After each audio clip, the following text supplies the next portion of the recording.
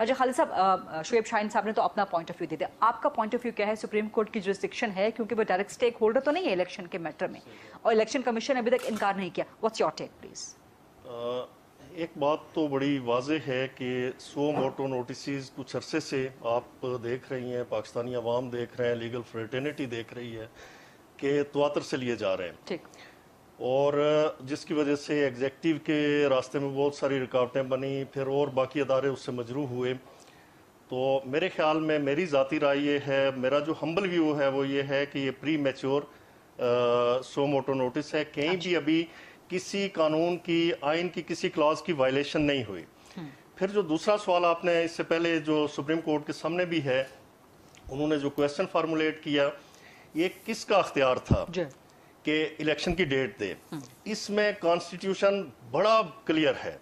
Constitution का article 48 ये कहता है, where the president dissolves the national assembly notwithstanding anything contained in clause 1। A आ गया इसका, अपॉइंट और date comma not later than 90 days from the date of dissolution for the holding of general election to the assembly. आपकी understanding क्या है इसके मुतालिक? जी, आपकी अंडरस्टैंडिंग क्या है इस क्लॉज के मुतालिक? इस क्लॉज के मुतालिक ये अंडरस्टैंडिंग है, इसे मिला के अगर आर्टिकल 105 के साथ पढ़ेंगे तो सारी बात क्लियर होती है कि ये प्रेसिडेंट का डोमेन बनता है only to the extent of the national assembly. नहीं, आगे जनरल इलेक्शन की बात है ना, आगे जनरल इलेक्शन की बात हो रही है ना, जनरल इलेक्शन, प्रोविंशियल असेंबलीज भी जनरल इलेक्शन में फॉल करती हैं ना। मैं आता हूं, मैं उस तरफ आता हूं। अब इसके साथ ही आ गया जी के आर्टिकल 105, इसकी सब क्लास है 3, where the governor dissolves the provincial assembly notwithstanding, वही वर्डिंग है जो आर्टिकल 48 की है। वहां पे प्रेसिडेंट है, यहाँ पे गवर्नर है provincial assembly. Notwithstanding anything contained in clause 1 he shall appoint a date, वही उसी तरह से comma not later than 90 days from the date of dissolution. लेकिन यहाँ पे तो गवर्नर्स, ये डिबेट कहीं और जा रही है। यहाँ पे तो गवर्नर्स कह रहे हैं ना कि हमने तहलील ही नहीं की तो हम डेट दे नहीं सकते। जी जी, मेरा सवाल ये है कि क्या सुप्रीम कोर्ट की जुरिस्डिक्शन है? आप कह रहे हैं कि नहीं, जुरिस्डिक्शन ये प्रीमेच्योर है, पिटीशंस पे जाना चाहिए था, जो कि शुएब शाहीन साहब ना पिटीशंस पहले से पेंडिंग थी, वहां पे उन्हें टेक अप किया जाना चाहिए था। और फिर ये जो बेंच के हवाले से बात आई, आज पाकिस्तान बार काउंसिल का एलामिया आया, इस पे उनकी प्रेस रिलीज आ गई कि आप सीनियर 9 जजेस को क्यों नहीं लेते। ठीक, यानी जो प्रोप्राइटरी है वो ये डिमांड करती है और प्रैक्टिस ये डिमांड करती है कि आप पहले 9 नंबर जो पहले सीनियर 9 हैं, चूंकि ये हाई प्रोफाइल केस है इसीलिए 9 मेंबर्स बेंच तश्कील दिया गया। तो लिहाजा प्रैक्टिस और प्रोप्राइटरी का तकाजा ये है कि आप सीनियर 9 लोगों को लिया जाए। और फिर एक जज साहब जो जिनके खिलाफ रेफरेंस पाकिस्तान की 6 बार काउंसिल्स, बार एसोसिएशंस और उसके अलावा Pakistan bar council, they are intending to file reference against him.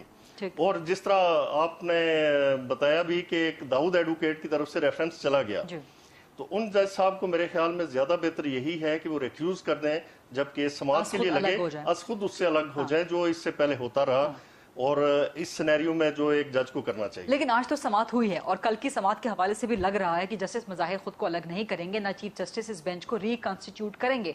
आपके नजदीक पीबीसी का एलामिया या ये सब चीजें सामने रखते हुए जो आपने भी डिफाइन की है, बेंच तनाज़े का शिकार हुआ है कि नहीं हुआ? जी, बेंच तो डिस्प्यूटेड हो गया इस हवाले से। यानी जब आपके यानी सीनियर तरफ भी लेके आऊंगी मैं, ये इससे पहले नहीं हुआ कि कोई हाई प्रोफाइल केस हो।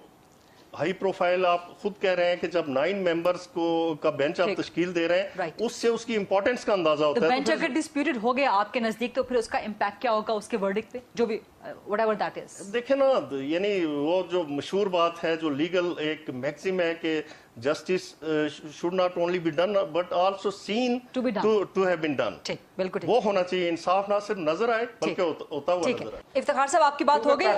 आई want to go to other parts. मैं तो हैरान हूं, कासिम सूरी को बचाने के लिए कानून और है, यहाँ पे कोई कानून और है, और कहते हैं कि हिंदुस्तान का कानून नहीं कोर्ट करना। सारा दिन कनाडा के आइन और कनाडा के कवानीन तो जेर बहस आ रहे हैं सुप्रीम कोर्ट में।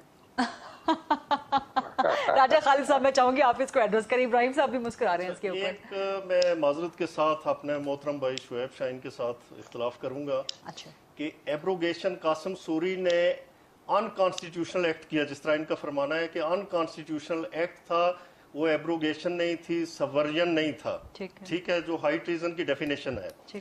میرے ذاتی رائے میں میرا جو ہمبل ویو ہے وہ سبورژن تھا۔ جب آئین کی ایکسپریس پروویژن کو آپ سائڈ پہ رکھتے ہوئے آئین سے بغاوت کرتے ہوئے اس سے مغائر چلتے ہیں تو سبورژن کی یہی ڈیفینیشن ہے، آئین سے بغاوت۔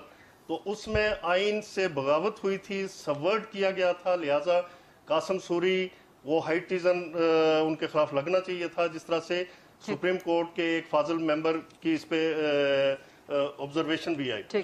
دوسری بات جو ہے کہ الیکشن ڈیلے کے حوالے سے پاکستان میں اس سے پہلے بھی ایک نظیر موجود ہے کہ جب محترمہ بے نظیر بھٹو صاحبہ کی اسیسینیشن ہوئی، اس کا وہ الیکشن بھی ڈیلے ہوا تھا، ٹھیک ہے، 2002۔ ابراہیم خان صاحب تو اس کو بھی چیلنج کر رہے ہیں نا، وہ کہہ رہے ہیں کہ اس قسم کے غیر قانونی کام ہوتے رہے ہیں پاکستان میں۔ وہ غیر قانونی کام قطعاً نہیں تھا، اور اب یعنی مجھے بتا دیں کہ اگر الیکشن ٹائم پہ نہیں ہوتا، سپوز ٹائم مطلب 90 ڈیز کے اندر، 90 ڈیز کے اندر نہیں ہوتا، اس کے پینل کانسیکوینسز کیا ہے؟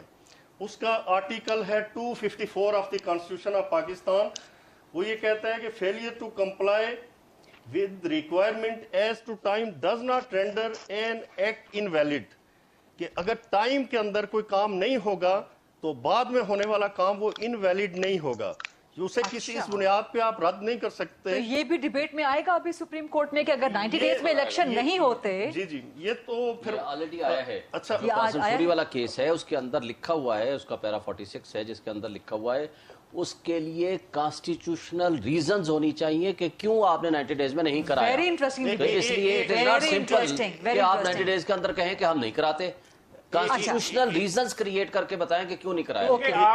آپ چیزیں نہیں دے رہے، آپ کام کرنے والے آدمی کو ٹولز اگر فراہم نہیں کریں گے اور وہ الیکشن نہیں کرا سکتا تو ریزننگ تو ہے۔ یہی پوائنٹ ہے افتخار صاحب، یہی پوائنٹ ہے، آ رہی ہوں آپ کی طرف۔ ایک بات میں افتخار صاحب نے جو بات کہی، گجرات کا حوالہ دیا، وہاں پہ اسمبلی کے الیکشن نہیں ہو سکے ٹائم پہ۔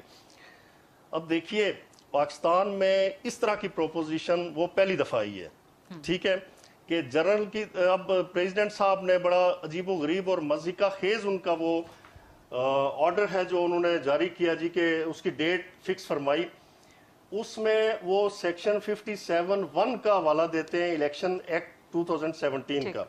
وہ کہہ ہے کہ the president shall announce the date اور dates of the general election with the consultation of the commission.